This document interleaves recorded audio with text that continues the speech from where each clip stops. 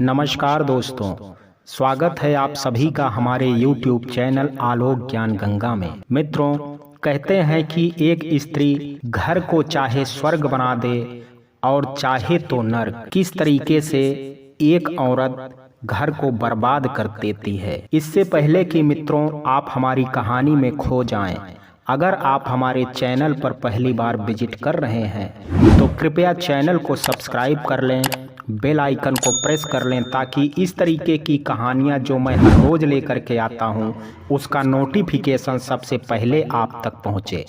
तो चलिए मित्रों, देर ना करते हुए कहानी को शुरू करते हैं। एक लड़की जिसका नाम सिमरन है, जो विजय नामक लड़के से बहुत प्यार करती है। सिमरन शादी से पहले अकेली रहती थी। उसका एक अपना घर था जो लगभग 40-50 लाख के आसपास का था, जिसे विजय ने 5 महीने पहले ही देखा था। विजय और सिमरन एक दूसरे को जानते पहले से ही थे, साथ में ऑफिस में काम करते थे। विजय के घर वाले नहीं मान रहे थे, फिर किसी तरह से विजय ने उनको मनाया और शादी भी हो गई। शहर में विजय और सिमरन अकेले ही रहते थे।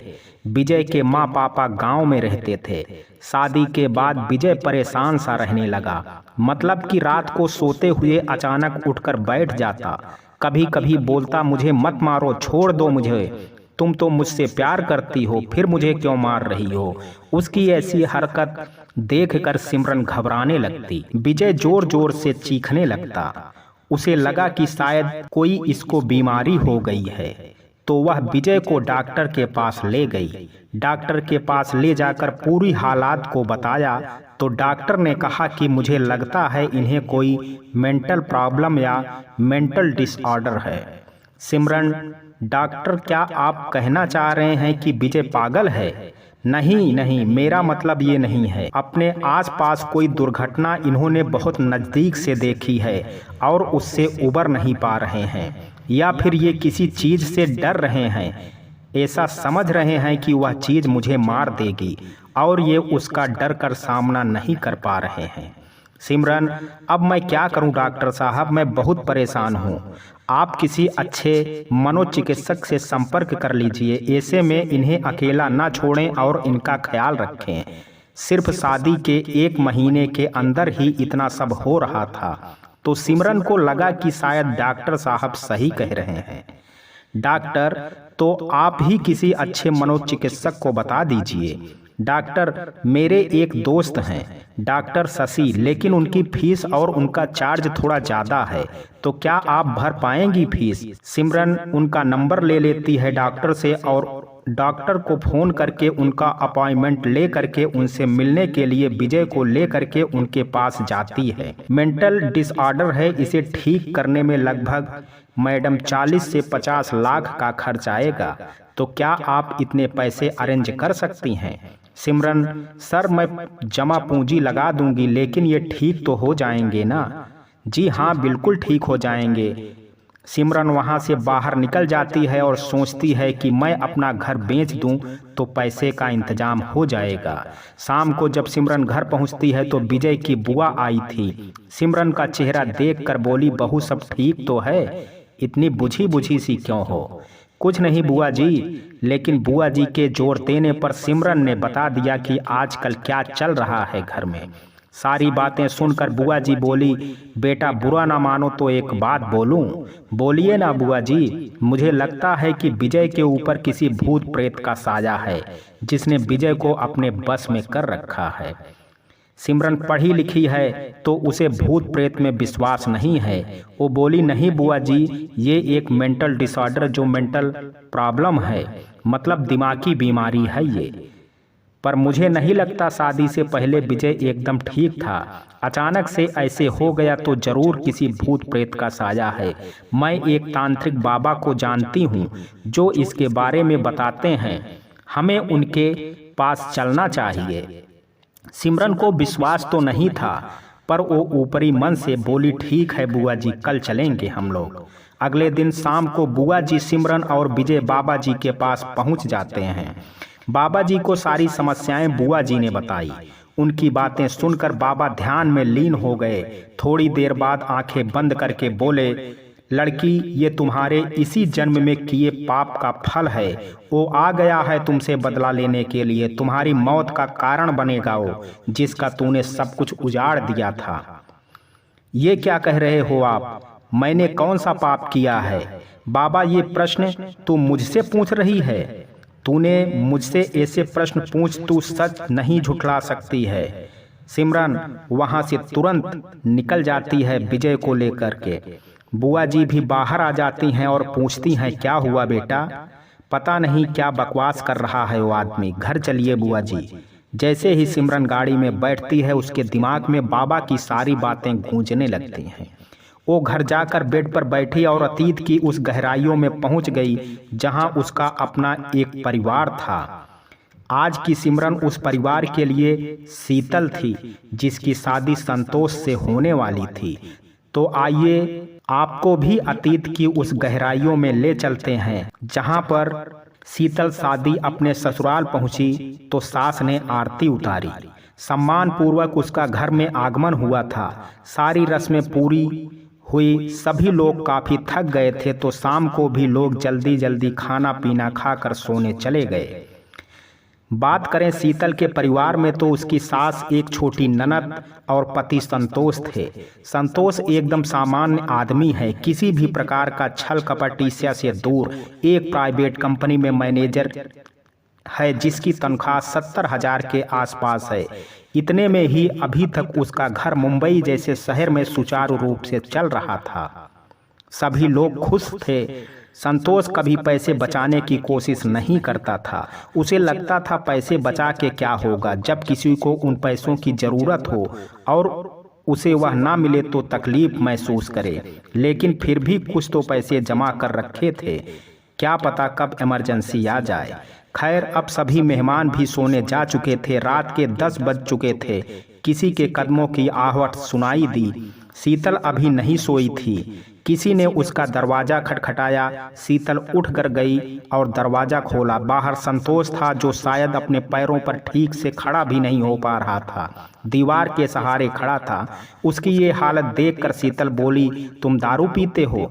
संतोष, शांत रहो, बीबी हो, बीबी की तरह रहो, माँ बनने की कोशिश मत करो। शीतल, हम पिछले 3 महीनों से एक दूसरे को जानते हैं। तुमने मुझे पहले क्यों नहीं बताया कि तुम शराब पीते हो? बताने को क्या मेरा बेटा हुआ है जो मैं चर्चे करता चलूं? शीतल थोड़ा गुस्से में बोली, मुझे नहीं पता था कि तुम शराब पीते हो, वरना मैं तुमसे शादी तो क्या प्यार भी नहीं करती। आवाज सुनकर सभी लोग इकट्ठा हो गए। सब संतोष के पास गए। संतोष, हटो, मुझे जाने दो, मुझे सोना है। संतोष की माँ, तूने ये शराब पीना कब से शुरू कर दिया बेटा? संतोष, मैंने शराब कहाँ पी है माँ? इस बार संतोष की आवाज़ थोड़ा सामान्य थी। फिर ये क्या है? अरे वो तो मैं शीतल से मजाक कर रहा था माँ, और आप लोग यूं ही आ गए। सभी लोग हंसने लगे, पर शीतल को यह अच्छा नहीं लग रहा था कि उसके ऊपर सब लोग हंस रहे थे। सभी लोग चले गए। संतोष और शीतल भी कमरे में जाते हैं। शीतल, मैं तुम्हारे लिए कोई मायने रखती हूँ या नहीं?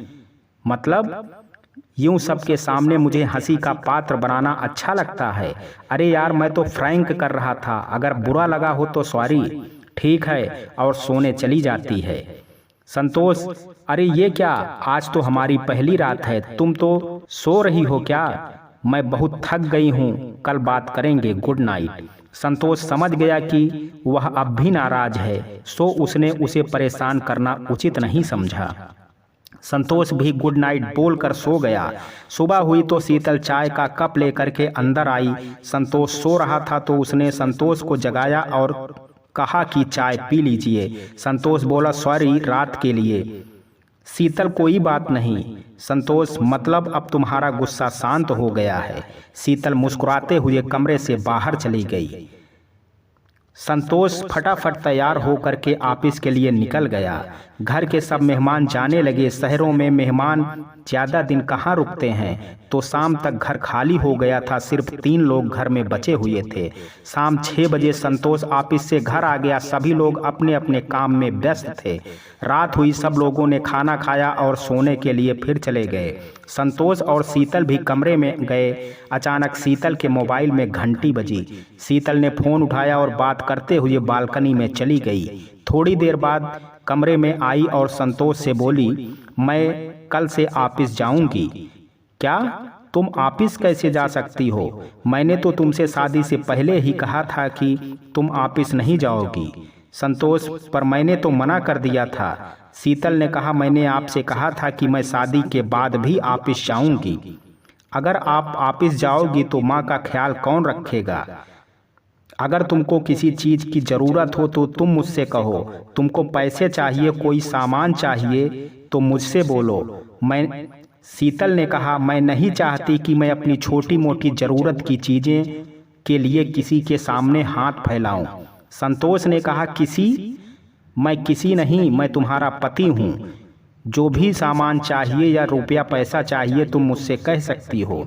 इतने में संतोष की माँ आ जाती हैं। क्या हुआ, क्यों बहस चल रही है तुम दोनों में? शीतल, माँ जी, मैं तो नौकरी करने जाऊंगी, ये जा सकते हैं तो मैं क्यों नहीं जा सकती हूँ? माँ मौके की नज़ाकत को समझते हुए बोली, हाँ बेटा, तुम भी जा सकती हो, क्यों नहीं जाओगी? पर आपकी दवाई खाना कौन, उसका ख्याल कौन रखेगा माँ? इतने सालों से अपना ख्याल मैं खुद रख रही हूँ, अब भी मैं अपना ख्याल खुद रख सकती हूँ। अभी तुम्हारी माँ इतनी बूढ़ी नहीं हुई है कि वो अपना ख्याल ना रख सके। संतोष गुस्से में कमरे से बाहर चला जाता है। माँ शीतल से, बेटा तुम भी आराम कर लो। शीतल कमरे में गई और बेड पर एक साइड में लेट गई। संतोष भी दूसरे साइड लेट गया। रात भर संतोष जागता रहा और शीतल कुछ देर में सो गई। सुबह संतोष बिना खाए पिए ऑफिस के लिए निकल गया और शाम को उसके आने से पहले लगभग 1 घंटा पहले शीतल निकल गई अपने ऑफिस के लिए। फिर अगले दिन संतोष की बहन हॉस्टल चली गई। अब शीतल रोज शाम को खाना बनाकर लगभग 7 बजे घर से ऑफिस के लिए निकल जाती और पूरी रात घर से बाहर ही गुजारती। उसकी सुबह 5 बजे घर आती और नाश्ता तैयार कर देती। संतोष खा लेता और ऑफिस के लिए निकल जाता था। कुछ ऐसे ही उनकी जिंदगी चलने लगी थी। संतोष की रविवार को छुट्टी रहती थी, लेकिन शीतल काम पर जाती थी। महीनों हो गए थे उन्होंने आपस में बात नहीं की थी। दोनों का आपस में बोलचाल बंद था।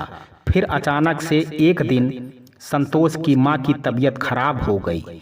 माँ ने घर में रखे टेलीफोन से संतोष को फ़ोन किया और बोली, बेटा मेरे दिल का दर्द फिर से उभर गया है, जल्दी घर आ जाओ। संतोष, माँ मैं तो मीटिंग में हूँ, तुम शीतल को लेकर के हॉस्पिटल चली जाओ, आधे घंटे में मैं वहाँ पर पहुँचता हूँ। बेटा बहू घर पर नहीं है। ये कहाँ है इस समय, कहाँ गई है माँ? बेटा मैं तो रोज़ तुम्हारे जाने के बाद शीतल पता नहीं कहाँ चली जाती है और शाम को ही आती है। संतोष, तुम 15 मिनट रुको, मैं वहाँ पर आ रहा हूँ, तुम बस एक दवाई खाओ जो रोज़ खाती हो। संतोष तुरंत ऑफिस से छुट्टी लेकर घर पहुंच जाता है। मां को लेकर अस्पताल जाता है। डॉक्टर तुरंत उसे इमरजेंसी वार्ड में भर्ती किया। डॉक्टर ने उनको कुछ दवाई दी। उसके बाद चेकअप के लिए दूसरे रूम में ले गए और संतोष को बाहर इंतजार करने को कहा। शाम हुई तो शीतल घर पहुंची तो पड़ोसियों ने सारी बात बताई। वह तुरंत अस्पताल पहुंच गई। संतोष उसे देखते ही बोला, मेरा दिमाग बहुत ज़्यादा खराब है, अच्छा होगा कि तुम यहाँ से चली जाओ। अगर मैं यहाँ कुछ कहूँगा तो बहुत बुरा हो जाएगा, इसलिए तुम घर चली जाओ। शीतल तुरंत उल्टे पैर घर को निकल जाती है। संतोष शाम को घर पहुँचता है। वह सीधा जाकर शीतल से पूछता है, जब माँ बीमार थी तो तुम कहाँ थी?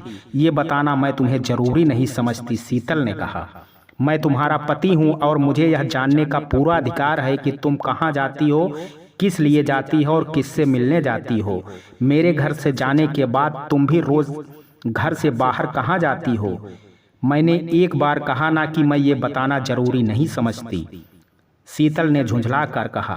संतोष गुस्से में चिल्लाया, शीतल को एक थप्पड़ जड़ दिया। शीतल तुरंत अपने कमरे में जाकर दरवाज़ा बंद कर लेती है। कुछ देर बाद कमरे में बाहर से अपना सूटकेस निकालती है और कमरे से बाहर निकल जाती है। संतोष, तुम कहाँ जा रही हो? शीतल, मैं कहीं भी जाऊं, मैं तुम्हारे साथ नहीं रह सकती। जितनी जल्दी हो सके तलाक के पेपर बनाकर उस पर अपना साइन करके मुझे भेज देना। अरे जाना है तो जाओ, मैं भी नहीं रह सकता। मैं तुम्हारे साथ कल ही तुम्हारे पास तलाक का पेपर भेज दूंगा। जिस औरत को मेरे परिवार की फिक्र नहीं है, मैं उसके साथ एक पल भी नहीं रह सकता। शीतल निकल जाती है। संतोष भी दरवाजे बंद करके बेड पर लेट जाता है, पर उसे भी नींद नहीं आ रही थी। सुबह होती है तो संतोष हॉस्पिटल जाता है। वह डॉक्टर के पास जाता है। डॉक्टर बताते हैं, देखिए आपकी माँ की सारी चेकअप की रिपोर्ट आ चुकी है, जिसे देखने के बाद हमें ये पता चला है कि आपकी माँ की हार्ट सही से काम नहीं कर रहा है। सिकुड़ना और फैलना काम सही से नहीं कर पा रहा है आपकी माँ का हार्ट, इसलिए उनको जल्द से जल्द ऑपरेशन करना होगा। इसमें लगभग कितना खर्च आएगा डॉक्टर साहब? लगभग 60 से 70 लाख रुपए लग जाएंगे इसमें। इसके बाद मेरी माँ तो ठीक हो जाएंगी ना डॉक्टर साहब? 96% उम्मीद है कि वह पूर्णतः स्वस्थ हो जाएंगी। संतोष, ऑपरेशन के लिए कितना समय है? डॉक्टर, 48 घंटे का समय है आपके पास। उसके बाद अगर आप देर करते हैं तो शायद मुश्किल होगा आपकी माँ को बचाना। सर, मैं पैसे का प्रबंध करता हूँ, आप लोग ऑपरेशन की तैयारी शुरू करिए। संतोष तुरंत घर जाता है और सोचता है कि लगभग 20 से 30 लाख बहन की शादी के लिए मेरे पास फिक्स अकाउंट में है और लगभग 40 से 50 लाख में ये घर बिक जाएगा और माँ के ऑपरेशन के लिए पैसे हो जाएंगे। आगे को देखता हूँ। उसके बाद संतोष एक वकील को फ़ोन करता है और कहता है, वकील साहब, मेरे सारे प्रॉपर्टीज़ के पेपर और तलाक का दोनों का पेपर तैयार करके आप जल्द से जल्द घर आइए।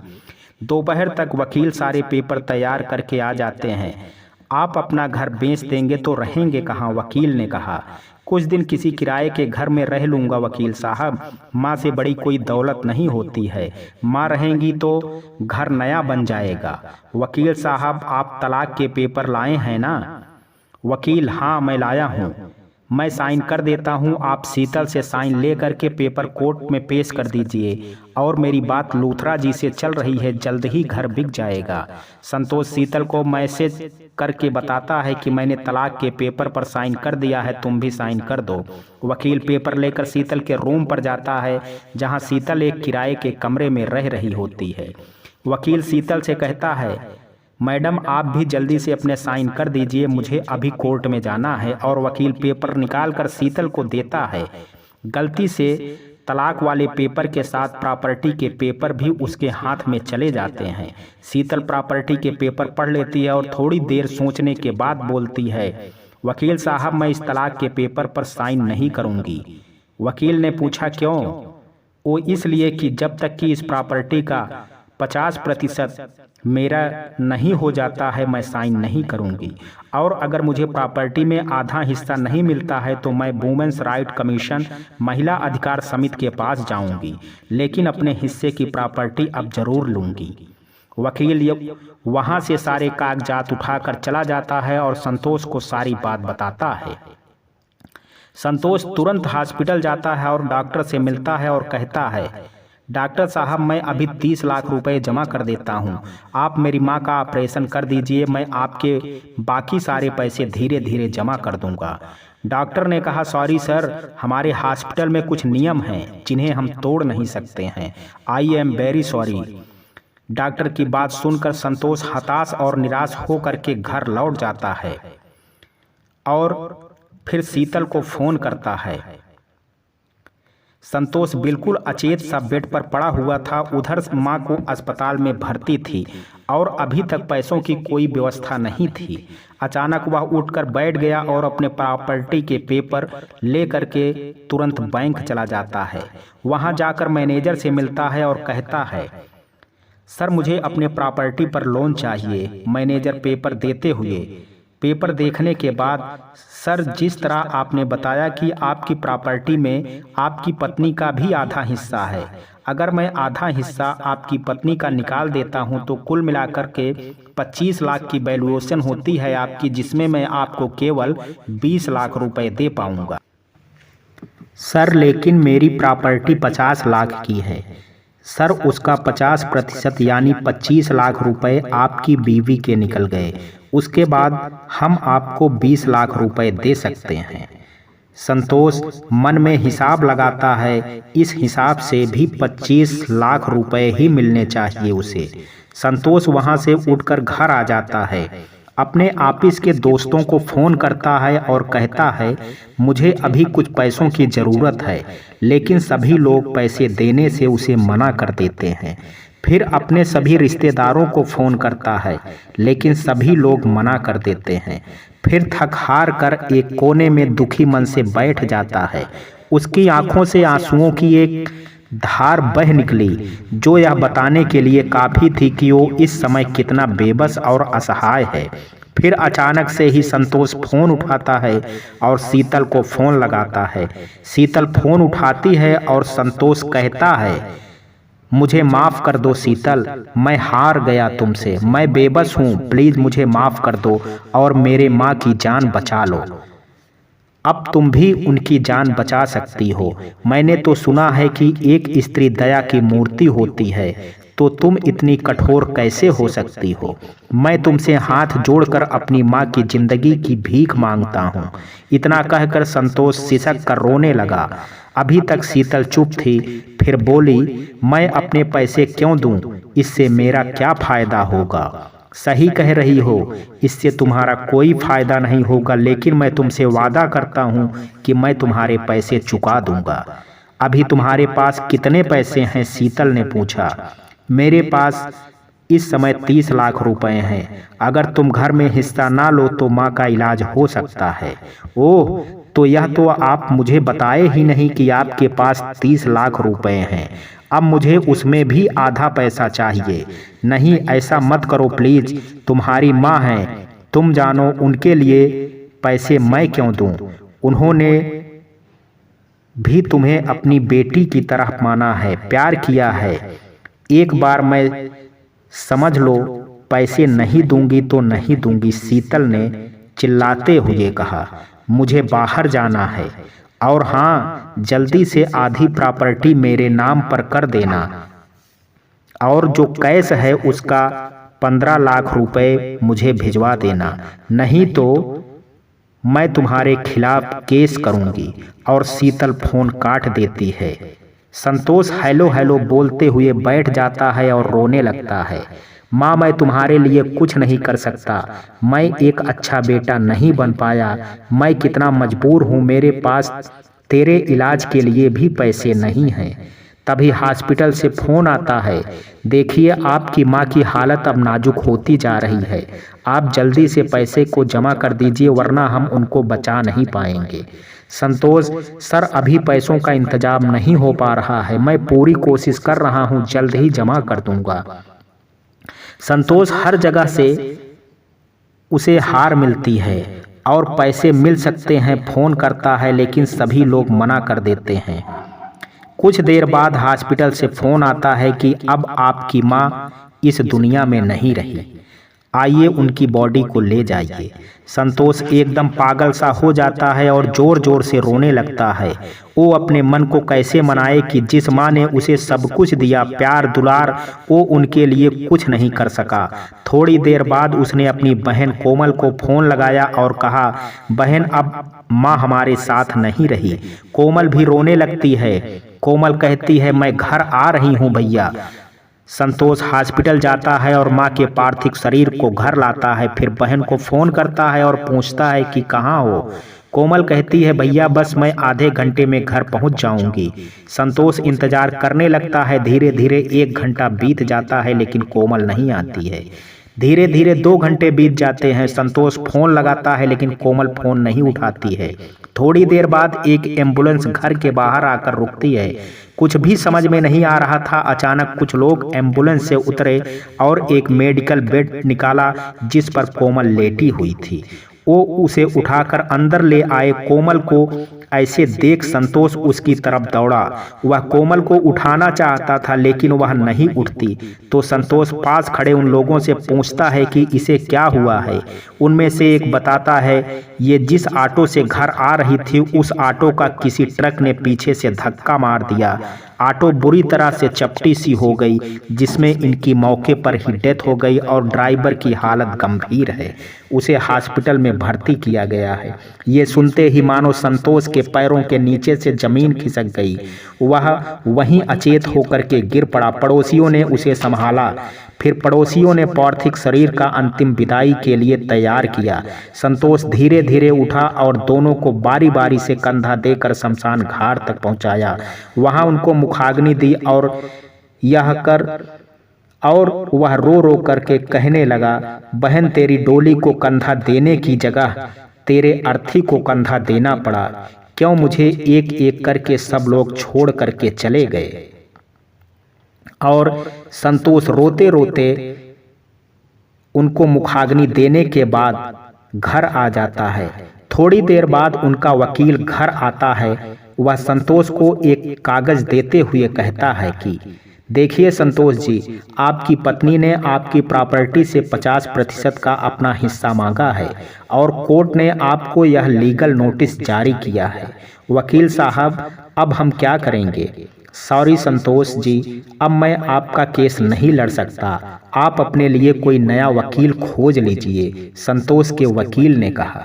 लेकिन क्यों वकील साहब, मैं तो आपको आपकी पूरी फीस देता हूँ। वो मैं आपको नहीं बता सकता, उसके वकील ने कहा। संतोष अपने एक दोस्त को फोन करता है और पूछता है कि मित्र कोई वकील हो तो बताओ मुझे।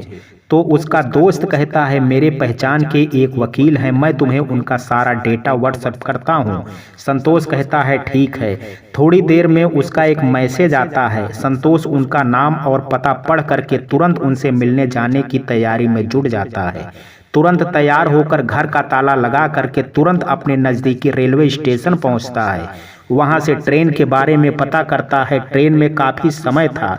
जाकर पटरी के किनारे बैठकर सोचने लगा कि आखिर क्यों ऐसा हो रहा है, आखिर क्यों कर रही है मेरे साथ, क्या चाहती है वो, क्या कमी थी उसको इस घर में, क्यों वह मुझे और मेरे परिवार को समझ नहीं पाई। क्या वह किसी और से प्रेम करती है। अगर वह किसी और से प्यार करती है तो उसने मुझसे शादी क्यों की, सिर्फ पैसों के लिए, या फिर कोई और बात है जो मैं देख नहीं पा रहा हूँ। इतने में ट्रेन आ गई, पर संतोष अपने ध्यान में इतना खोया हुआ था कि उसे तनिक भी ट्रेन आने की खबर नहीं हुई। ट्रेन उसी ट्रैक पर आ रही थी जिस ट्रैक के किनारे पर संतोष बैठा था। अचानक ट्रेन का हार्न बजने से ट्रेन के हार्न से संतोष का ध्यान टूटा। उसने जल्दी से ट्रैक से हटने की कोशिश की, लेकिन उसका पैर फिसलने के कारण वो उसी ट्रैक पर लड़खड़ा करके गिर पड़ा और ट्रेन की रफ्तार के आगे वो कुछ नहीं कर सका और ट्रेन से कटकर उसकी मौत हो गई। इसके बाद संतोष और शीतल के वकील ने कोर्ट से दावा कर सारी संपत्ति और बैंक बैलेंस अपने नाम करवा लिया। उसके बाद शीतल अब सिमरन हो गई थी और उसने फिर विजय से शादी की थी। अचानक किसी ने उसका दरवाजा खटखटाया तो सिमरन तुरंत अपने अतीत से वर्तमान में लौट आई थी। वो तुरंत उठी और दरवाजा खोला तो सामने बुआ जी खड़ी थी। बुआ जी ने सिमरन से पूछा, बेटा क्या बात है, जब से बाबा जी के आश्रम से निकली हो बहुत परेशान हो, क्या बाबा जी ने जो कुछ कहा वो सच था। सिमरन, नहीं बुआ जी, मैं तो यह सोच रही थी कि एक बार इन्हें मनोचिकित्सक से मिलाऊं, शायद इन्हें देखकर इनकी बीमारी पकड़ में आ जाए। बुआ ने कहा, ठीक है, कब जाओगी मिलने उनसे। सिमरन, कल जाऊंगी बुआ जी। अगले दिन सुबह हुई। सिमरन सुबह सुबह तैयार होकर विजय को लेकर घर से निकल गई और वो डॉक्टर के पास जाने की जगह वो उस बाबा के पास पहुंची जहां वह बुआ जी के साथ गई थी। वहां पहुंची तो बाबा जी ने पूछा, क्या हुआ, अब क्यों आई हो यहाँ। मैं जानना चाहती हूँ बाबा जी कि मेरी किस गलती की सजा है ये, जिसके कारण परिवार को तूने बर्बाद कर दिया। बाबा ने कहा, जिसके परिवार को तूने बर्बाद कर दिया, उन सब के मौत का कारण बनी, वो लौट आया है तुमसे अपना बदला लेने के लिए। सिमरन ने कहा, मैं कैसे मानूं कि ये वही है? बाबा, तो तू उसे देखना चाहती है? सिमरन ने कहा, हाँ। बाबा ने अपने 2 शिष्यों को इशारा किया। वो विजय को पकड़ करके एक कमरे में ले गए। पीछे पीछे बाबा और सिमरन भी गए। इसके बाद बाबा ने थोड़ी सी राख ली और कुछ मंत्र फूंक कर विजय के ऊपर फेंक दिया। अचानक ही विजय जोर जोर से छटपटाने लगा। बाबा ने पूछा, कौन है तू? क्यों आया है इस आदमी के पास? विजय ने अपना नाम लेने, बाबा कैसा बदला? विजय, जो मेरे परिवार को मौत के कारण, उसे मैं नहीं छोड़ूंगा। उसके बाद बाबा ने फिर से राख उठाया। एक धुआं सा कुछ विजय के शरीर से निकला और वो गायब हो गया। अब विजय शांत हो गया और वो बेहोश भी हो गया। सिमरन, अब मैं क्या करूं बाबा? जो किया है वो तो भरना पड़ेगा। जा उसी से माफी मांग। अगर उसने तुझे माफ कर दिया तो तेरे पति और तेरी जान बच सकती है। बाबा, आप कुछ करिए। बाबा, अब मेरी उम्र हो चली है। मेरे पास सिद्धि तो है पर ताकत नहीं है। उसके पास सिद्धि भी है और ताकत भी है, क्योंकि वो अभी जवान है। वो एक प्रेत बन चुका है। उसने कई सिद्धियां प्राप्त की है। इसलिए जाओ, उससे माफी मांगो और अपने परिवार को जीवन दान मांगो। अगर उसने तुझे माफ कर दिया तो तेरा परिवार मौत के उस भयानक मंजर को देखने से बच जाएगा। बाबा वहां से निकल जाते हैं। फिर सिमरन भी विजय को लेकर के घर चली जाती है। जब सिमरन घर पहुंचती है तो बुआ जी कहती हैं, बेटा, अब मैं घर जा रही हूँ। क्यों बुआ जी? बुआ जी, वो तुम्हारे फूफा जी की तबीयत थोड़ी खराब है। घर में कोई देख रेख करने वाला नहीं है, इसलिए जा रही हूँ। बुआ जी, कुछ दिन और रुक जाइए ना। सिमरन ने कहा, क्या हुआ बेटा? कोई परेशानी की बात है? क्या कहा डॉक्टर साहब ने? सिमरन ने कहा, नहीं बुआ जी, कोई बात नहीं है, पर आप रहेंगी तो मुझे अच्छा लगेगा। बुआ जी ने कहा, ठीक है बेटा, अगर ऐसी बात है तो मैं और कुछ दिन रुक जाती हूँ। शाम हुई। सब लोग ने खाना खाया और खा पी करके सोने के लिए चले गए। अभी तक कुछ सामान्य था। सब लोग सो गए। आधी रात का वक्त हुए, घड़ी में 12 भी बजे थे कि अचानक विजय उठ करके बैठ गया। उसने अपने पीछे से एक तकिया उठाई और उसे सिमरन के मुंह पर रखा और दबाना शुरू कर दिया। सिमरन की सांस फूलने लगी। सिमरन छटपटाने लगी। उसने किसी तरह से विजय को पीछे धकेल दिया और बेड से उतर कर नीचे खड़ी हो गई और चिल्लाई, विजय, विजय, क्या कर रहे हो? सिमरन, तुम ये क्या कर रहे हो? तुम क्या सोचती हो तुम मेरे परिवार को बर्बाद करके चैन की नींद सोओगी? नहीं, मैं तुम्हें सोने नहीं दूंगा। मैं तुम्हारी नींद हराम कर दूंगा, तुम्हारा जीना मुश्किल कर दूंगा।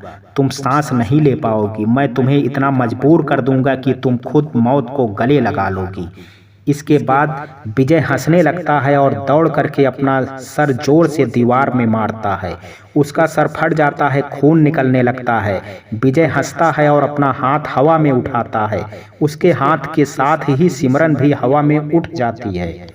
उसकी सांस फूलने लगती है, जैसे कोई उसका गला दबा रहा हो। अचानक से ही विजय ने अपना हाथ नीचे किया और सिमरन जोर से जमीन पर गिर पड़ी। उसे काफी चोट आई। उससे ठीक से उठा भी नहीं जा रहा था। तब तक विजय हंसते हुए उठा और दौड़कर फिर अपना सर जोर से दीवार पर मारा। सिमरन से उठा नहीं जा रहा था, लेकिन फिर भी वह उठी और विजय से बोली, Simran, I am sorry. Santosh, please Vijay को छोड़ दो। संतोष, विजय, अब पता चला जब कोई अपना तकलीफ में होता है तो कैसा महसूस होता है। मैं भी इसी तरह से तड़प रहा था अपनी माँ के लिए। बहुत कुछ करना चाहता था, लेकिन तुम्हारे कारण मैं उनका इलाज भी नहीं करा सका। सिर्फ तुम्हारे कारण। इसकी सज़ा तो तुम्हें ज़रूर मिलेगी और मैं दूंगा तुमको ये सज़ा। सिमरन, तुम भले ही मुझे मार दो लेकिन विजय को छोड़ दो, मैं तुम्हारे पैर पड़ती हूँ। संतोष, बहुत प्यार करती हो इससे? हाँ, बहुत प्यार करती हूँ। अगर प्यार इससे करती थी तो मुझसे शादी क्यों की? बोलो, क्या जरूरत थी मेरी जिंदगी, मेरे परिवार की जिंदगी नर्क बनाने के लिए? क्यों किया तुमने ऐसा? किसके कहने पर किया था? सिमरन रोते हुए बोली, हाँ, मैं विजय से बहुत प्यार करती हूँ। मैंने तुमसे शादी तुम्हारे पैसों के लिए की थी। मैं पहले से ही सब कुछ जानती थी कि सारी प्रॉपर्टी तुम्हारे नाम पर है, इसलिए मैंने तुमसे शादी की। संतोष, किसने बताया था कि तुम्हें ये सब? और कौन कौन है तुम्हारे साथ में? ये तुम्हारा पति भी क्या तुमसे मिला हुआ है? सिमरन, नहीं, विजय नहीं, उसे इसके बारे में कुछ भी नहीं पता है। संतोष, तो कौन है तुम्हारे साथ? जल्दी बताओ वरना तुम्हारा पति आज और अभी जान से हाथ धो बैठेगा। सिमरन रोते हुए, रुक जाओ, बताती हूँ, सब कुछ बताती हूँ, लेकिन विजय को कुछ मत करो, उसे छोड़ दो। आपके फैमिली डॉक्टर जो मेरा दोस्त है, उसने मुझे आपके परिवार और आपके प्रॉपर्टी के बारे में बताया। तुम्हारी मौत से पहले हम मेरे हिस्से की प्रॉपर्टी के आधे आधे हिस्सेदार थे। उस दिन जब आपके वकील मेरे घर पर आए थे, उन्होंने पूरी बात मेरी सुन ली थी, तो हमने उन्हें 5% का हिस्सेदार बना दिया, उन्हें अपने साथ मिला लिया। फिर उन्होंने कानूनन हमारी मदद की, इसलिए उन्होंने आपका केस छोड़ दिया था। इसके बाद हम तीनों ने आपकी प्रॉपर्टी अपने नाम कराने के लिए सब कुछ किया। इसके बाद संतोष ने अपना हाथ हवा में उठाया और सिमरन फिर हवा में उड़ गई। वो छटपटाने लगी। संतोष ने अपना हाथ नीचे किया और वो जोर से बेड पर गिर पड़ी। फिर संतोष ने अपना हाथ अलमारी की तरफ बढ़ाया और अलमारी गिर पड़ी। बहुत जोर की आवाज आई। अचानक से किसी के कदमों की आहट सुनाई देती है। संतोष विजय का शरीर छोड़ देता है और विजय गिर पड़ता है। किसी ने दरवाजा खटखटाया। सिमरन ने डरते हुए दरवाजा खोला। सामने बुआ जी खड़ी थी। बुआ जी, ये क्या हुआ बेटा? कुछ नहीं बुआ जी। बेटी, तो ये फिर आवाज कैसी थी? सिमरन, विजय ने अचानक से अलमारी गिराया और उसके सर पर चोट आ गई। बुआ जी अंदर झांकती हैं और देखती हैं कि विजय के सर से खून निकल रहा होता है। वो तुरंत विजय के पास जाती हैं और सिमरन से कहती हैं कि डॉक्टर को फ़ोन करके जल्दी बुलाओ। सिमरन तुरंत डॉक्टर को फ़ोन लगाती है और घर बुलाती है। डॉक्टर तुरंत घर आते हैं। ये संतोष के फैमिली डॉक्टर थे। वो आए और उन्होंने विजय की पट्टी करी और ग्लूकोज की बोतल लगाई और कुछ दवाइयाँ भी दी और कहा कि कोई बात नहीं है, बस खून ज़्यादा निकल गया है। मैंने ग्लूकोज लगा दिया है, कल सुबह तक इनको होश आ जाएगा। हाँ, थोड़ी कमज़ोरी रहेगी, लेकिन आप लोग उनके खाने पीने का ध्यान रखें बस, और ये दवाइयाँ उन्हें देते रहें। और डॉक्टर वहाँ से चले जाते हैं। बुआ जी वहीं विजय के पास बैठ जाती हैं। सिमरन भी वहीं एक सोफे पर बैठ जाती है और थोड़ी देर में उसको नींद आ जाती है, मगर बुआ जी पूरी रात जागती रहती हैं। सुबह के 8 बजते ही सिमरन उठ जाती है और देखती है कि बुआ जी जाग रही होती हैं। वह बुआ जी से कहती है, बुआ जी आप भी जाकर थोड़ी देर आराम कर लो, आप रात भर जाग रही थी। कोई बात नहीं बेटा, जब तक विजय को होश नहीं आता है उसके पास ही बैठी रहूंगी। ठीक है, मैं आपके लिए चाय बनाकर लाती हूँ। और सिमरन बाहर निकल जाती है। जैसे ही सिमरन हॉल में जाती है, उसके घर की घंटी बजती है। सिमरन दरवाज़ा खोलती है और देखती है सामने पुलिस खड़ी है। सिमरन, क्या हुआ इंस्पेक्टर साहब? इंस्पेक्टर ने कहा, सिमरन जी कौन है? सिमरन, मैं ही हूँ, बोलिए क्या बात है? इंस्पेक्टर, मैं ये पूछना चाहता हूँ कि कल रात को आपने डॉक्टर गोस्वामी को फ़ोन क्यों किया था? सिमरन, वो मेरे पति के सर में चोट आई थी तो उन्हीं की पट्टी और दवाई के लिए मैंने उन्हें फ़ोन किया था। अगर आप बुरा ना माने तो हम आपके पति को देख सकते हैं क्या? सिमरन, क्यों नहीं सर, आइए ना। इंस्पेक्टर, डॉक्टर गोस्वामी की मौत हो गई है। सिमरन, कैसे? इंस्पेक्टर, अभी जांच चल रही है। सिमरन पुलिस को ले जाकर के विजय को दिखाती है और विजय को देखकर पुलिस वहां से चली जाती है। और डॉक्टर की मौत से सिमरन काफ़ी डर जाती है। वो तुरंत भागकर विजय के पास आ जाती है। थोड़ी देर में विजय को होश आ जाता है। बुआ जी विजय के होश में आने के बाद तुरंत नहा धोकर के पास के मंदिर में भगवान को धन्यवाद करने के लिए चली जाती हैं। सिमरन सूप बना करके विजय के लिए ले जाती है। विजय अपने हाथों से सूप लेता है और एक घूंट पीता है और फिर एकदम शांत होकर के बैठ जाता है। सिमरन कहती है, क्या हुआ, सूप अच्छा नहीं है क्या? अच्छा नहीं हो तो बताओ, मैं दूसरा बना करके ले आती हूँ, और अगर अच्छा है तो पी लो। विजय सिमरन को गुस्से में घूरता है। क्या हुआ? विजय सूप सिमरन के मुंह पर फेंक देता है। ये क्या किया तुमने? तू मुझे सूप पिला रही है मेरे परिवार को बर्बाद करने के बाद? संतोष थोड़ा सहमी हुई आवाज में, विजय हा हा हा, और डरो, मुझे बहुत अच्छा लग रहा है। मैं तुम्हें तड़पता हुआ देखना चाहता हूँ, डरते हुए, सहमते हुए, गिड़गिड़ाते हुए देखना चाहता हूँ। तुम्हें पता है मैंने उस डॉक्टर को मार दिया। बताऊं कैसे मारा उसे? सिमरन के कान में। पहले मैं उसके घर गया, तेरे पति को शरीर में ही गया था। वो बुआ जी जाग रही थी तो मैंने उसकी आंखों में देखकर अपनी शक्तियों से उसे अपने बस में किया। तू सो गई थी, मैंने दरवाज़ा खोला और डॉक्टर के घर गया। मैंने उसके घर की घंटी बजाई, उसने देखा, दरवाज़ा खोला और मुझे देखकर डर गया और बोला, अरे तुम्हें होश आ गया, बहुत जल्दी आ गए, लेकिन तुम्हें आराम करना चाहिए था। यहाँ पर क्यों आए हो? कोई तकलीफ है क्या? मैंने उसे हटाया और घर के अंदर घुस गया। वो मेरे पीछे पीछे आ गया और बोला, अकेले क्यों आए हो तुम? किसी को साथ लाना चाहिए था। फिर मैंने उसको अपनी असली चेहरा दिखाया। वो इतना डर गया कि उसे पसीना आने लगा। वो मुझसे अपनी जान की भीख मांगने लगा। अचानक उसके सीने में दर्द होने लगा। मैंने उसे इतना डराया कि उसका बीपी हाई होने लगा। उसकी नसें उभरने को तैयार हो गई थी। उसका बीपी इतना ज़्यादा हो गया था कि उसे हार्ट अटैक आ गया और थोड़ी देर में उसने अपना दम तोड़ दिया और स्वर्ग सिधार गया, मर गया। हा हा, हंसते हुए, क्या हुआ, डर लग रहा है? अच्छा है, बहुत अच्छा है। तुम जितना डरोगी, जितना तड़पोगी, मुझे उतना ही चैन मिलेगा। इतनी आसान मौत नहीं होगी तुम्हारी। पहले तुम सभी अपनों को मरते हुए देखोगी। तुम उन सब चीज़ों को देखोगी जो मैंने देखा है, जो मैंने महसूस किया है और सहा है। तुम्हें भी वो सब सहना पड़ेगा। अब मैं तुम्हारे अपनों को एक एक करके मारूंगा। तुम्हें उसकी मौत का पता होगा और तुम कुछ नहीं कर सकती हो। और तुम्हें पता है सबसे पहले किसका नंबर लगेगा? उस वकील का। बता दो उसे फ़ोन करके कि वो मरने वाला है। इतने में बुआ जी आ जाती हैं। विजय भी बिल्कुल शांत हो जाता है और आराम से बैठ जाता है। पर सिमरन को एक कोने में सहमा देख करके आंखों में आंसू लिए दुबका हुआ देख बुआ जी सिमरन से पूछ लेती हैं, क्या हुआ बेटा, तुम क्यों रो रही हो? विजय ने कुछ कहा है क्या? नहीं, बस इनकी ये हालत देखकर मुझे रोना आ रहा है, जिससे मैं ये ठीक हो जाएं। बुआ जी, कोई बात नहीं बेटा, विजय ठीक हो जाएगा, आप शांत हो जाओ। सिमरन किसी तरह शांत हुई। थोड़ी देर बाद सिमरन ने वकील को फ़ोन किया और बताया, संतोष उसे मार डालेगा। उसने डॉक्टर को मार दिया है और उसने तुम्हें मारने के लिए कहा है, और उस घर को बेचने की तैयारी करो। नहीं नहीं, अगर कोई उसे फ्री में लेने को तैयार हो जाए तो भी मैं दे दूंगी, वकील ने कहा। ठीक है। वकील लालच में आ गया। उसने सोचा, अगर मैं ये घर पहले अपनी पत्नी के नाम कर देता हूँ, बाद में अपने नाम करवा लूँगा।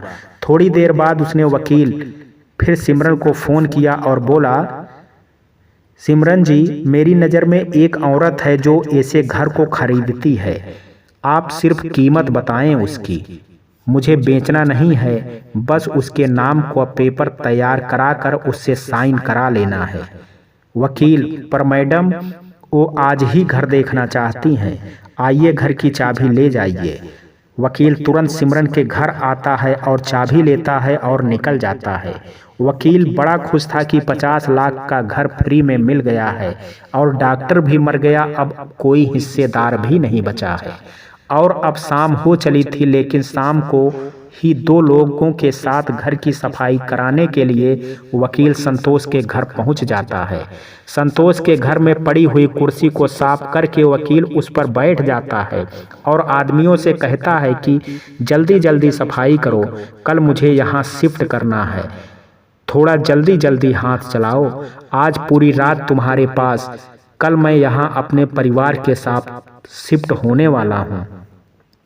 रात हो जाती है लेकिन घर की सफाई चल रही होती है। अचानक घर की लाइटें बंद हो जाती हैं और फिर से वकील को अचानक कोई उठाकर जोर से फेंक देता है और वकील एक दीवार पर लगे कांच से जाकर के टकरा जाता है। वकील को काफी चोट आ जाती है। कांच के कुछ छोटे छोटे टुकड़े शरीर में धंस जाते हैं। फिर लाइट आ जाती है। वकील देखता है कि उसके सामने विजय खड़ा है। वह विजय से कहता है, आप ये क्या कर रहे हैं विजय जी? मेरे घर में रहेगा तू, इसलिए मेरे साथ गद्दारी की तुमने। आप ये क्या कह रहे हैं? सिमरन जी ने यह घर मुझे दे दिया है और वैसे भी इस घर में मेरा 5% का हिस्सा था, लेकिन अब सिमरन जी ने मुझे ये घर दे दिया है। वो काफ़ी डरी हुई थी। वो कह रही थी कि आपके अंदर संतोष जी की आत्मा आ गई है। विजय सही कह रही थी, देखेगा तू। और विजय अपना चेहरा बदलकर संतोष बन जाता है। सफाई कर रहे दोनों आदमी घर से डर करके भाग जाते हैं और संतोष को देखकर वकील काफी ज्यादा डर जाता है। वकील काफी डर जाता है। संतोष वकील से पूछता है, बहुत शौक है ना तुम्हें इस घर में, इस प्रॉपर्टी में हिस्से लेने की? आज मैं तुम्हारे हिस्से करके एक तुम्हारे घर और एक तुम्हारी मालकिन सिमरन के पास भेजूंगा। वकील प्लीज मुझे छोड़ दो, मैं पैसों के आगे अंधा हो गया था। अब मैं वो करूंगा जो आप कहेंगे, सच का साथ दूंगा, सबको सजा दिलवाऊंगा, खुद को भी पुलिस के हवाले कर दूंगा, पर मुझे जिंदा छोड़ दीजिए। संतोष, ये तुम्हारे फिल्मी डायलॉग मुझे तुमको मारने से नहीं रोक सकते हैं। जिस तरह तुम मेरे सामने गिड़गिड़ा रहे हो, उसी तरह से वो डॉक्टर भी अपनी जान की भीख मांग रहा था, लेकिन उसकी मौत हो गई और अब तुम्हारी बारी है, फिर उस सिमरन की। वकील, नहीं प्लीज मुझे मत मारो, मैंने कुछ भी नहीं किया है। तुम्हारी माँ और बहन की मौत में मेरा कोई हाथ नहीं है। संतोष तुरंत ही उसकी बातों को नज़रअंदाज करते हुए उसके गले से उठाकर जोर से फेंक देता है। वकील काफी दूर जाकर गिरता है। संतोष कहता है, तुम लोगों ने मेरी माँ और बहन को मारा, अब तो तुम लोग जिंदा नहीं बचोगे। फिर संतोष ने अपने हाथ को उठाया। उसके हाथ में 2 कांच के टुकड़े आ गए जो वकील के टकराने से पहले ही टूट गए थे। उन टुकड़ों को संतोष ने जोर से फेंका। दोनों एक साथ जाकर वकील के आंखों में धंस गए। फिर संतोष वकील के पास गया और कुछ टुकड़े जो पहले से ही उसके शरीर में धंसे हुए थे उस पर जोर से अपने हाथ से मारता है और वह कांच का टुकड़ा शरीर के अंदर घुस गया। वकील घुटनों के बल बैठ गया तो संतोष बोला, तुम यहीं नहीं मर सकते, तुम्हें तो कुत्तों वाली मौत मिलेगी। अगर तू वहां मेरे घर में मरा तो ये घर तेरी मौत से पूरी तरह से अपवित्र हो जाएगा। तुझ जैसे की मौत किसी घर या अस्पताल में नहीं बल्कि सड़क पर होनी चाहिए। और संतोष अचानक से वकील का पैर पकड़कर बहुत तेजी से बाहर की ओर खींच कर ले जाता है और घर के सामने से गुजरने वाले सड़क के बीचों बीच ले जाकर के छोड़ देता है। वकील को सुनाई देता है कि सामने से एक कोई तेज रफ्तार ट्रक हॉर्न बजाते हुए आ रही थी। वो सड़क से हटने की कोशिश करता है लेकिन हटने से पूरी तरह नाकाम हो जाता है। वह बहुत कोशिश करता है सड़क से हटने की, लेकिन उसका शरीर उसका साथ नहीं देता है और फिर वो तेज रफ्तार ट्रक वकील को कुचलते हुए आगे निकल जाता है और उसका शरीर बिल्कुल देखने योग्य भी नहीं रह जाता। पूरा शरीर खून से लथपथ हो जाता है। संतोष मुस्कुराता है और फिर गुस्से से वहां से निकल जाता है और संतोष तुरंत घर चला जाता है और सीधा कमरे में जाता है और सिमरन को जोर से उठाकर बेड से नीचे फेंक देता है। सिमरन को बहुत चोट आती है। चोट तो उसे पहले भी लगा था लेकिन अब की बार कुछ ज्यादा जोर से लगी थी। विजय, ये तुम क्या कर रहे हो? तुम्हारी मौत का इंतजाम, आज वो वकील मर गया। क्या? सिमरन ने कहा। सिमरन का मुंह डर और से सहम का खुला रह गया। संतोष, हाँ मुझे बताओ मेरी माँ और बहन की मौत कैसे हुई। सिमरन, मुझे नहीं पता। संतोष, झूठ मत बोलो, वकील ने मुझे सब बताया है। सिमरन रोते हुए, मुझे कुछ नहीं पता है, वो झूठ बोल रहा था। संतोष ने एक चाकू उठाया और अपने गले पर लगाकर बोला, बता रही है या तुम्हारे पति को मुक्त कर दूं? सिमरन, रुक जाओ, मैं बताती हूँ, सब कुछ बताती हूँ। यही ठीक होगा तुम्हारे लिए और तुम्हारे इस प्यारे पति के लिए। और सिमरन बताती है, मैं पहली बार आपके डॉक्टर से तब मिली थी जब मैं अपना इलाज कराने के लिए उनके हॉस्पिटल में गई थी। तब मेरे पास इतने पैसे नहीं थे मैं अपने इलाज के सारे 20,000 रुपये एक साथ जमा कर सकूं, क्योंकि मेरे पास उस समय कोई नौकरी नहीं थी। सो उन्होंने मुझे अपना प्लान बताकर कहा कि मुझे तुमसे झूठ मूठ की शादी करनी पड़ेगी। इसके बाद तलाक और जितना भी प्रॉपर्टी हिस्से में आएगा हम उसका 50-50 कर लेंगे। मैंने भी हाँ कर दी। उन्होंने मेरा फ्री में इलाज किया। फिर आपकी माँ उन दिनों आपके लिए लड़की ढूंढ रही थी, तो डॉक्टर साहब ने मेरे बारे में आपकी माँ को बताया था। इसी बीच मेरी नौकरी लग गई। वहीं मेरी और विजय की मुलाकात हुई और हम दोनों में प्यार हो गया। मैं जब आपकी माँ से मिली तो मैं आपकी माँ को पसंद आई, इसलिए आपकी माँ ने मेरी और आपकी शादी करा दी। शादी के बाद मैं आपके परिवार से मिली जुली भी नहीं। मैं अपना काम करती रहती थी, फिर अपने कमरे में चली जाती थी। मैं सोचती थी कि इस तरह से मैं आपके परिवार को पसंद नहीं आऊँगी तो हमारा तलाक हो जाएगा। लेकिन आपकी माँ मेरी सारी गलतियों को नज़रअंदाज करती रहती थी और मुझे हमेशा प्यार करती रहती थी। इसलिए मेरे और आपके बीच कभी शारीरिक संबंध भी नहीं बने। मुझे लगा अब तो आप तलाक दे ही देंगे, लेकिन फिर भी आपने कुछ नहीं किया। फिर मैंने आपके जाने के बाद घर से जाने लगी ताकि आपकी माँ मेरी शिकायत करें और आप मुझे तलाक दे दें। लेकिन आपकी माँ ने आपसे कुछ भी नहीं कहा। फिर जब आपकी माँ बीमार हुई और आपने मुझसे पूछा कि मैं कहाँ गई थी, तो मैंने कहा था कि मैं ये आपको बताना ज़रूरी नहीं समझती हूँ। मुझे लगा कि अब तो आप मुझे घर से बाहर निकाल देंगे और मैं तलाक मांग लूँगी। लेकिन आपने मुझे एक थप्पड़ मारा, जो बात मेरे दिल पर लगी। फिर मैंने आपसे और आपके परिवार से बदला लेने की ठानी और आपके परिवार को बर्बाद करने में कोई कसर नहीं छोड़ी। और इस तरीके से मैंने आपके परिवार को पूरा बर्बाद कर दिया। जब आपने मुझे थप्पड़ मारा तो यह सब मेरे दिल पर लग गई थी। मैंने आपके परिवार को बर्बाद करने की जिद कर ली थी।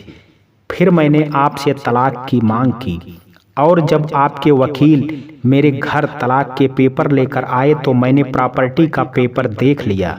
फिर मैंने उन्हें पैसों का लालच दिया और उसके बाद फिर मैंने और प्रॉपर्टी में हिस्से लेने से मदद करने के लिए मेरे वकील ने आपको मना कर दिया। इसके बाद वकील ने मेरी मदद की और वही आपसे कहा जो कुछ कहना चाह रही थी। लेकिन मैं यह नहीं भूली कि आपने मुझे थप्पड़ मारा है।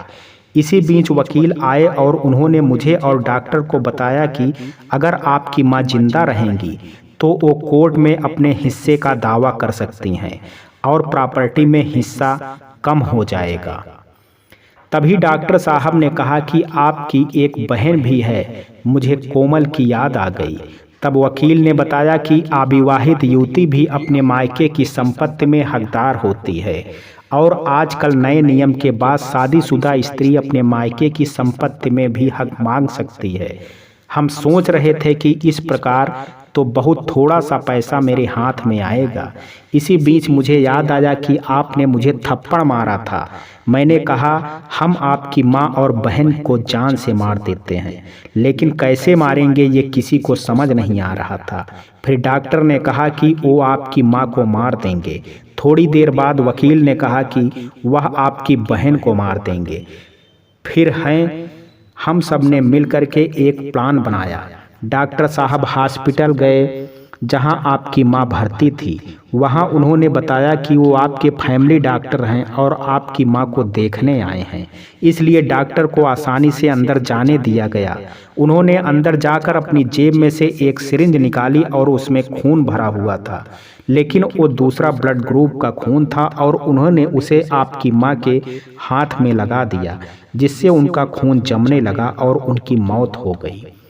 फिर जब आपने अपनी बहन को फ़ोन करके बताया कि मां की मौत हो गई है और उसने घर आने के लिए कहा है, उस समय डॉक्टर आपके पास खड़े थे। उन्होंने तुरंत मुझे फ़ोन करके बताया।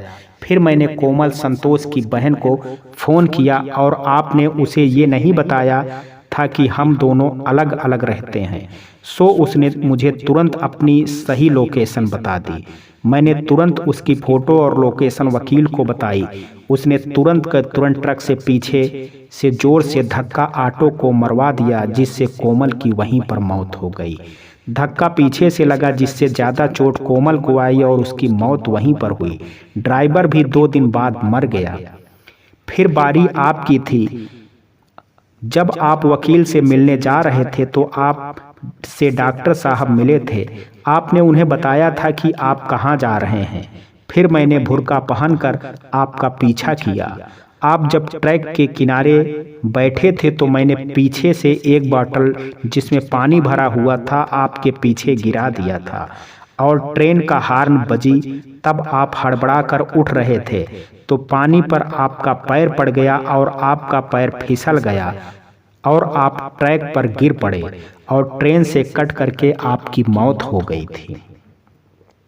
फिर मैंने कोर्ट में दावा कर दिया कि क्योंकि मैं आपकी पत्नी थी और हमारा तलाक भी नहीं हुआ था, इसलिए आसानी से सारी प्रॉपर्टी मेरे नाम हो गई।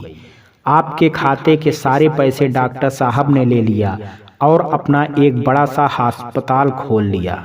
मैंने अपने पास से अपनी कमाई के 5 लाख रुपए वकील को दे दिए और घर मेरे नाम था। फिर मैंने विजय से शादी कर ली। बस यही कहानी थी। प्लीज़ मुझे माफ़ कर दो संतोष। इतनी बड़ी प्लानिंग मेरे परिवार मुझे मारने के लिए। कितना दुख होता है जब कोई अपना हमेशा के लिए दूर हो जाता है। ये आज पता चलेगा तुम्हें। इतना कहकर संतोष विजय ने चाकू फिर अपने गले पर लगाया। तब तक दौड़कर विजय की बुआ जी ने उसके पैर पकड़ लेती हैं और कहती हैं, बेटा मेरे भतीजे को माफ़ कर दो। मैंने सुन लिया कि सिमरन ने आपके साथ और आपके परिवार के साथ कितना गलत किया है, लेकिन बेटा उसमें विजय की क्या गलती है? उसे तो इस सब के बारे में कुछ भी नहीं पता है। बेटा तुमको बता दूं कि मेरी कोई संतान नहीं है। मैंने अपना सब कुछ सिर्फ विजय को माना है। वो बचपन से ही मेरे ही पास रहता था। वही मेरे पास पढ़ाई लिखाई भी वहीं पे किया है। मैंने उसे उतना प्यार दिया जितना कोई माँ ने अपने सगे बच्चे से नहीं करती है। बेटा तुम्हारी माँ भी तो तुमसे प्यार करती ही रही होंगी। अगर सोचो उसके सामने कोई तुम्हें मारे तो उस पर क्या गुजरेगी। इसने अपनी शादी के लिए मुझसे कहा तो मैंने इसके माँ पापा को समझाया। माँ का दिल होता ही है ऐसा। बेटा मैं तुमसे अपना आंचल फैलाकर अपने बेटे की जान की भीख मांगती हूँ। इस सिमरन को भी माफ़ कर दो। अब ये विजय के बच्चे की माँ बनने वाली है। संतोष ठीक है, आप कह रही हो तो मैं इनको छोड़ देता हूँ। बुआ जी आपको बहुत बहुत धन्यवाद बेटा जी। संतोष विजय का शरीर छोड़ देता है। सिमरन अपने किए पर पछताने लगती है और सोचती है कि मैंने पैसों के लिए ये क्या कर दिया।